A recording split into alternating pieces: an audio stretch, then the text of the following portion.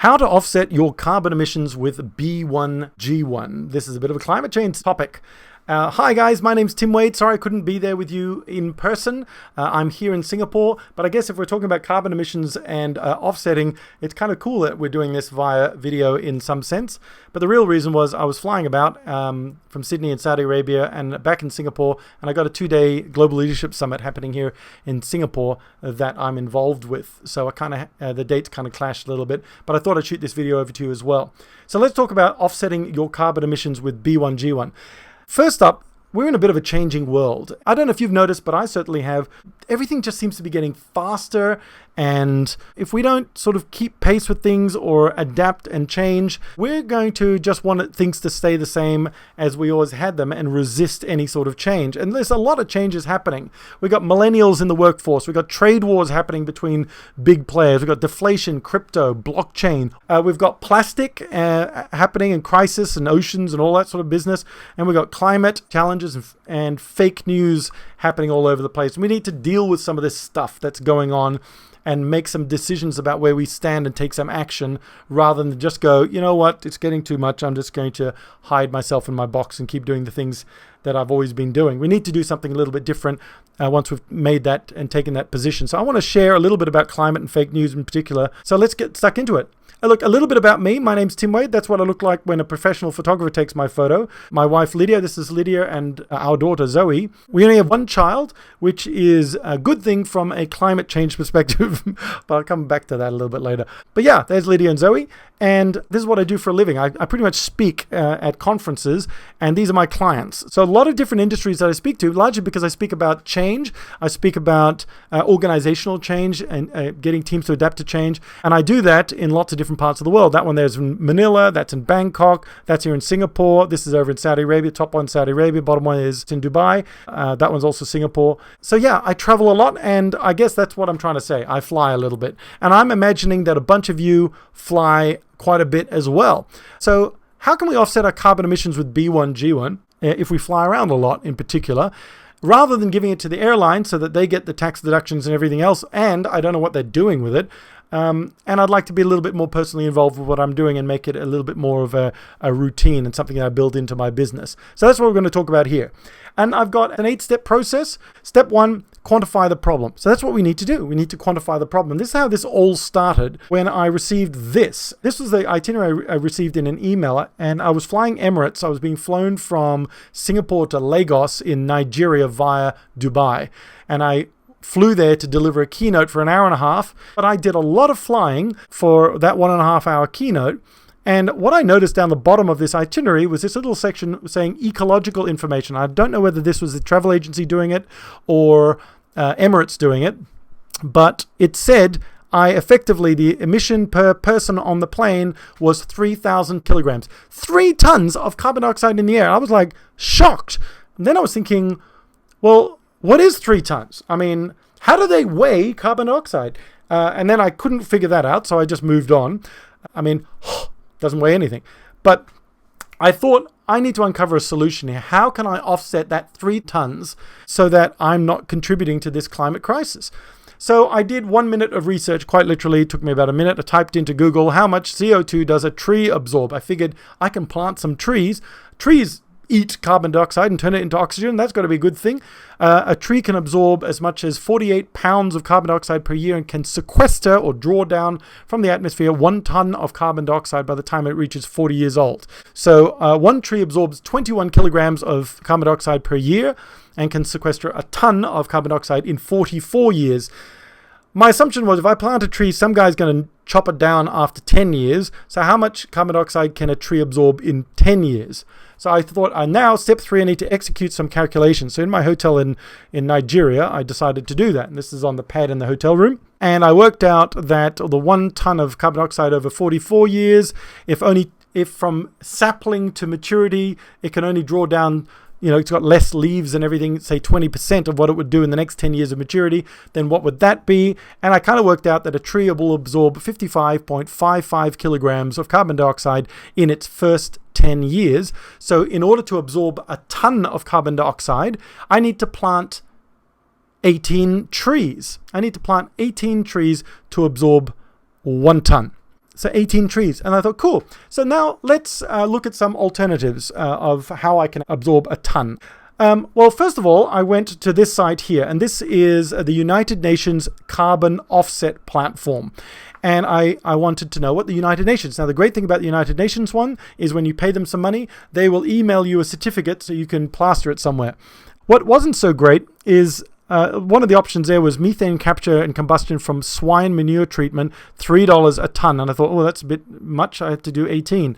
Here's one, 28 cents. The other one down the bottom right-hand corner. This was a dam project in Peru. And there's the dam, and they built it in 1974 and said, because of this dam, we don't have to build coal power plants, therefore it's good for the environment. I thought, hang on a minute, it was built in 1974.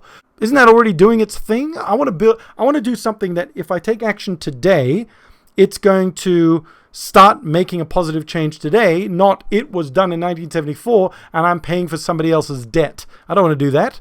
I want to create something great that starts doing positive impact from now.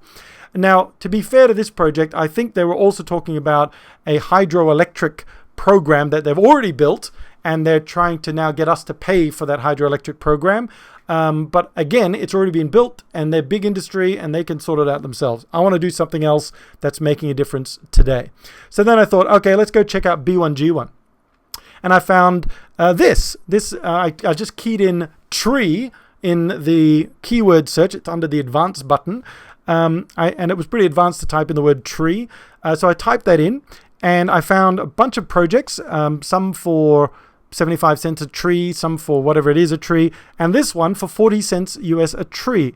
And that's the project's managed by the Mango Tree Orphan Support Trust, where they're planting trees in deforested areas, including fruit trees. And so I thought, fantastic, I've got fruit trees being planted. In fact, some B1G1 guys have just come back from Kenya, and they went to this particular project and were planting trees, which is great. So they can tell you all about that project as well. They were planting some of my trees, I'm sure of it. So 40 cents a tree, and I thought that's pretty good. And because they're fruit trees, the locals are getting the fruit, creating income, getting nutrition, making a positive difference. And because of the fruit tree, there's a better chance, I think, because the tree is producing income and food for them, that they're going to not chop it down for wood, and they will keep the tree living longer than the 10 years that I've done my calculations for. So that would be an extra good thing as well. So now that I've found what I can do, step 5 is to now do something. And I thought, okay, well, I'm going to plant 18 trees to offset my flight. That's going to cost me 40 cents a tree, a grand total of $7.20, and I am carbon neutral for that flight. Isn't that amazing? Just for $7.20. And then I thought to myself, actually, why do I want to be flying carbon neutral? That's kind of like just flying invisible. In that first book that B1G1 members wrote together, Better Business, Better Life, Better World book that Steve Pipe came up with the idea for, and his family put it all together and edited it and published it. One of the one down the bottom was the one that I wrote about for the better world, and it was add more value than you or your decisions consume. In other words, be a blessing, not a parasite. And I wasn't saying be invisible in the world and just be carbon neutral. So to be a blessing, I need to be climate positive. I need to do more than just offsetting myself. So then I thought, ta-da, step 6, bigify it. Let's make this bigger. Let's make this bigger than just me. And in particular, I came up with this idea called the triple offset, where I'm going to offset myself. I'm going to offset someone else on the flight, not one of my family members, because I'll be doing the triple offset for them as well. But I'll offset myself, somebody else on the plane that either doesn't believe it, doesn't know it, can't afford it, or is just ignorant to the whole thing and is not doing anything about it.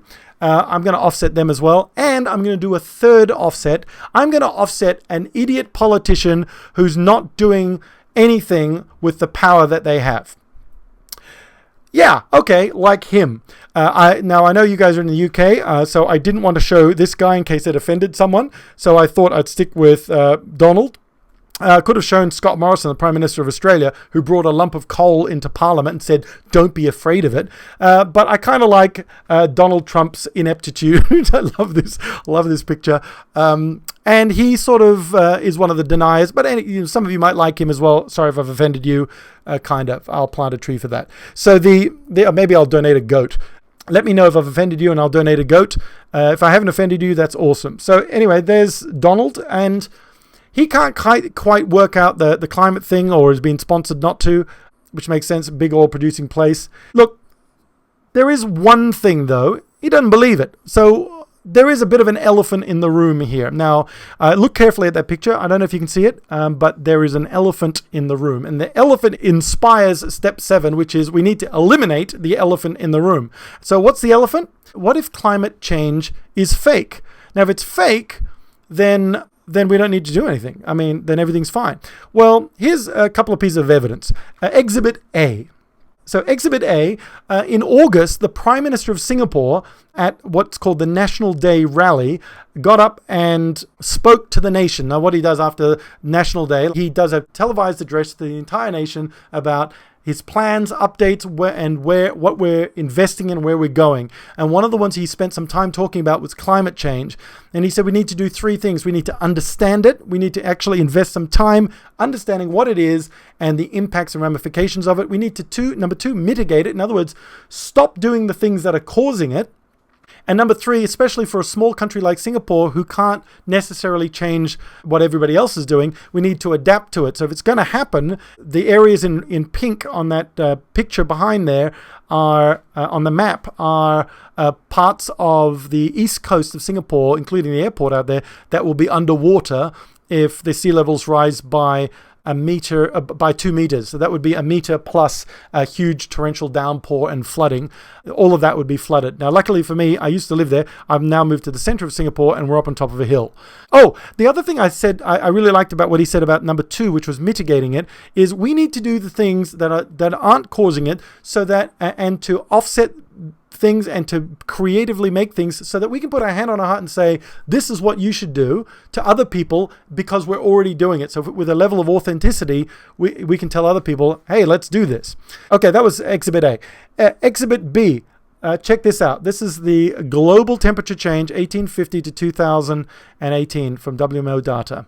So it's not changing very much. We're at 1920 now, 1920. 1950s, it's almost doubled from there. It's got bigger anyway, but still well below the 1.5 degrees. And this is where we are now. That is kind of scary. It's accelerating at an enormous pace, which kind of gives us a sense of urgency that we need to do something. And here's Exhibit C. This is the elephant eliminator. I just drew up a quick 2x2 matrix here, consultant style, to just go, well, what do we do here if these things are true? So either climate change is true, or climate change is false or fake, and either we do something or we do nothing.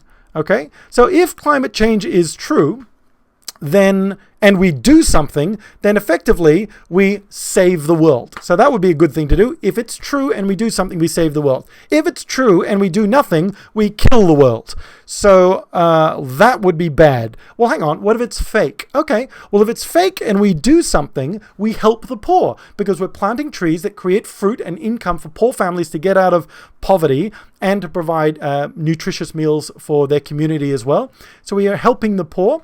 And if it's fake and we do nothing, we get to be smug. Yep. So do nothing. Your outcomes of doing nothing are killing the world or being smug. Good on you. And for doing something, we either save the world if it's true, or we help the poor if it isn't. In fact, we save the world and help the poor if it's true. So save the world and help the poor seems to be the best thing to do. Maybe we should do something. Okay. So, oh, here's some other random objections as well. Love this one. This one, hang on a minute. Trees only take down 25% of the carbon dioxide that's in the atmosphere. The oceans take the rest. 75% of it in particular is from that guy there, and that's plankton. Well, he's plankton from SpongeBob SquarePants, but actually in the oceans, plankton in the oceans are, especially the phytoplankton. There's zooplankton, which is more animal-like. Phytoplankton, which is plant-style plankton. The plant-style ones take down the carbon and they bloom and they release oxygen, and they're the ones that are creating oxygen in the oceans and in the atmosphere. 75% of it, of the carbon's coming through them. Well, here's the thing. I don't know how to help plankton at all. I don't know how to increase plankton numbers. Well, I do. I have one idea, and that is we kill all the whales. Now, if we go out and kill all the whales because they eat plankton, then we can increase plankton numbers. That would be good.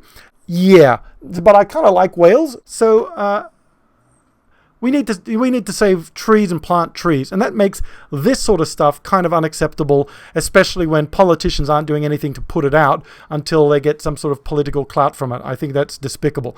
But I can't put out a fire in the Amazon, but what I can do is I can plant some trees through B1G1, and I can do that really easily. And that's important. How can we easily do something? It's like, okay, well, I know I fly, and I know I should plant some trees, and okay, I'm okay to do something.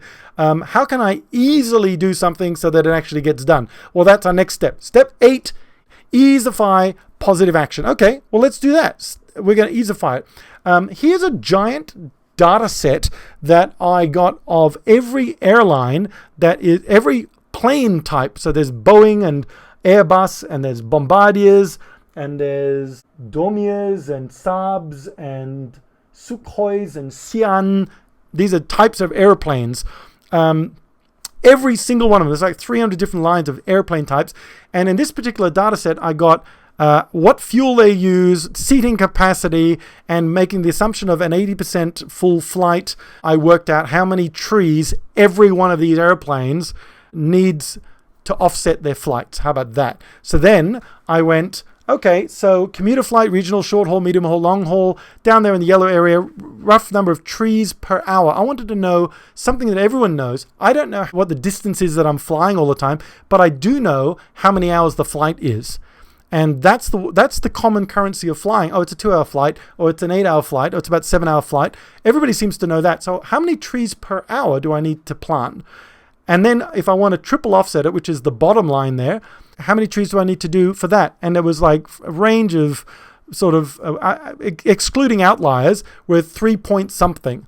And so to triple offset our flights, we need to plant 4 trees per hour you fly. That's how easy it is. So if I know I've got an 8-hour flight coming up, I need to plant 32 trees. And if it's a return, I need to do 64 trees. 4 trees per hour. Every hour you're in the plane, 4 trees. And the easiest way to do that is to create a giving story on B1G1, click the number of hours. So when we fly, we triple offset every flight hour when we plant 4 forest trees to help restore the environment. Triple offset, click, click, click on the Impact Now app, and it's in your cart and paid for. Done. So they were the 8 steps again. Quantify the problem, uncover a solution, execute calculations, evaluate cost alternatives. Now do something, bigify it. Elephant elimination, and then EASIFY it. EASIFY positive action. And if you look at the first letter of all of that, you come up with something very cool, which is why I had to come up with those weird titles. Yep, Queen Bee. That's what we kind of got to do. So that's pretty much it. Oh, here's your challenge. Offset your carbon footprint for everything else. I challenge you to go and do that. In fact, I've helped you. This was showing us the recommendation from a Canadian university. They recommend that we have 1 fewer children, go car-free, avoid flying, and eating a plant-based diet. Well, if you like your meat and you have to fly for work, or you like travel and visiting places, and you need a car to do stuff, and you don't want to eliminate one of your children, then maybe we need to offset all of those things if we can't really reduce them significantly. Here was some data about the mix of electricity sources that your UK electricity suppliers use and draw from. And there's coal, oil, gas, nuclear, hydro, wind, solar, bioenergy. And I think only a couple of weeks ago, it was announced that renewable sources had for the first time taken more than 50% of that fuel source mix over fossil fuels, which is fantastic. But I still need to know, because different fuel sources release different amounts of carbon dioxide. So I found a piece of information that showed me exactly how much that was. And that's this one here. Coal, for example, on average pumps out 909 grams of carbon dioxide per kilowatt hour versus things like natural gas, about half that. So I calculated all of that in this here to work out what your actual CO2 release per kilowatt hour is for your UK energy mix, electricity mix, and it's 436.75, which means when you're triple offsetting with 54 trees per ton of CO2, you would have to plant 0.02 of a tree per kilowatt hour, which is not very useful. Just to make that even easier, if you just added it all, add your kilowatt hours for your electricity bill, kilowatt hours for your gas bill, so 2.5 trees for every 100 kilowatt hours. And if you actually go into those blogs, you will actually see all of these recommendations that I've been calculating for you. Flying, like we talked about today, 4 trees per hour that you fly. Driving your car, it varies based on the size of your car, but for an average size car, 10 trees per refuel, average size car or a small SUV. If you don't usually take a car, or you don't have a car, but you usually go around in Ubers or cabs, 16 trees per month per person. If you usually go around in buses and trains, sometimes they cabs, but buses and trains are your predominant one, 8 trees per month per person is your thing. The best way to do per monthly ones is just go into the B1G1 app and set up a regular monthly giving for the number of trees. In fact, you can calculate your monthly everything, apart from maybe flying, but you can get your average amount of fuel that you use in your cars or your buses and cabs. Meat, 1 tree per meat meal is a way of also encouraging you to think about having a salad instead. But 1 tree per meat meal, so if you're eating 3 meals a day and all of them have meat in it, you'll be up for 21 trees a week. 1 tree per meat meal, you can vary that one. The article I wrote about that one gives you some other options. Dairy, 1 tree per month per 3 people at home, which is a bit of a weird calculation, but there it is. Or every time you go shopping for dairy, just plant a tree. Power, 2.5 trees per 100 kilowatt hours of electricity and gas, which was what I just talked about. And shopping, the final one, is just be consumer aware. We can actually influence what manufacturers do if we vote with our shopping dollars, and we support those ones that have less plastic, less waste, so we only consume what we actually need, less things that are imported, so we're not having to fly things in. If we can buy local, that would be better. But there's some things that we can do there as well. But the idea here is to make it easy for you to be able to make some decisions to offset. Today's one was about offsetting your flights. 4 trees per hour in flight for economy, 8 and 12 for the nicer classes, and away you go. And so, you know what? That's pretty much it for me. That's how to offset your carbon emissions with a B1G1. Thank you so much for having me. My name's Tim Wade. See you guys.